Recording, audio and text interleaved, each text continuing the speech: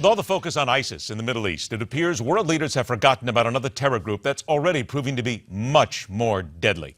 Boko Haram has gone unchecked in the northeast region of Nigeria, recently suffering some defeats at the hands of several nations, finally gathering enough force to stop their advance.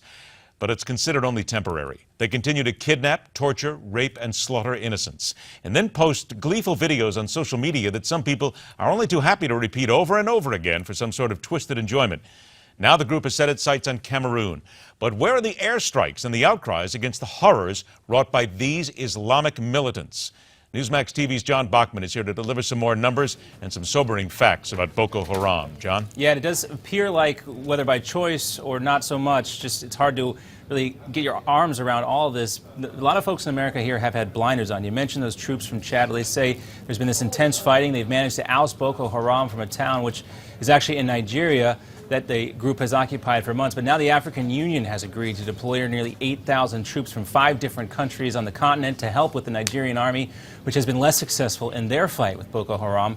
But there's some good news here mixed with really a lot of bad news. Just days after being ousted from that Nigerian town, Boko Haram launched a new attack in Cameroon. You alluded to this, burning that town to the ground, killing 90 people, injuring hundreds of others. And now there are reports these militants have attacked a town in Niger for the first time. Boko Haram seems to be everywhere at once, which is partly why the Nigerian troops and others have had such a hard time fighting these militants. The group is believed to be split into a number of different factions. You've heard about the tribal aspect of all this across northern and central Nigeria. This stems from Boko Haram's uprising back in 2009, where Nigerian security forces declared victory over the group after killing thousands of its members. Survivors, though, fled to terrorist hotspots like Somalia and maybe even Afghanistan, where they got even more military training before creating the more brutal Boko Haram that we now know and hear so much about today. Much like ISIS in the Middle East, Boko Haram recruits fighters mostly by forcing villagers to join or risk being killed.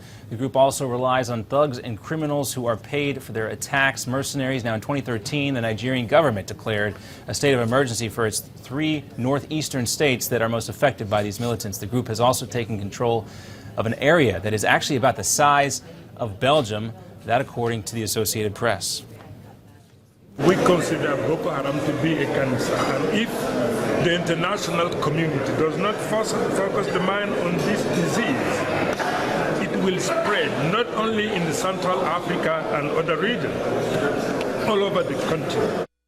So there you have it, a leader from Cameroon. We also have leaders from Ukraine. We have leaders from the Middle East asking for help fighting yet another Islamic radical terror organization. It does seem quite overwhelming. Would you agree? I absolutely would agree. And there's something else here, too, because this is not something new. This has been going on for 6, 7 years. I mean, this has been going on for some time.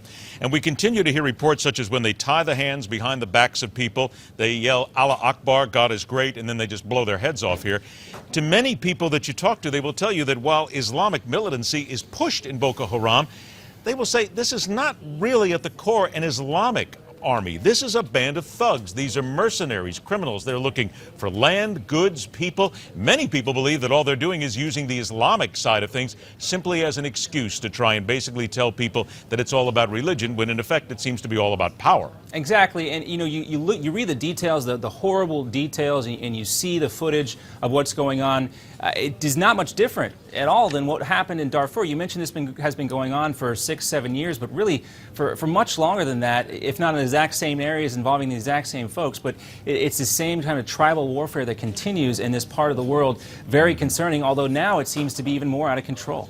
These are executions more than anything else, and the world needs to pay attention. Of course, you'll have the occasional hashtag here and there, but then you wonder why it only lasts a couple of weeks. Yeah. Welcome to the world and the one we live in right now. John Bachman, thanks so much for joining us, my friend. My pleasure, Ed. Okay. Second hour on the Friday MidPoint card. Does the president deserve credit for the latest jobs report? How long will this roadblock nonsense continue about an immigration bill? And what's the truth about improving conditions for our military veterans? Because remember what's happened in the last year. We have been told and seen so many cases of where the veterans are not getting the care they need. It's been time. The government's been involved. So is it really getting any better? We'll ask the questions. You'll get the answers. Stay with us. The Friday edition of MidPoint will continue.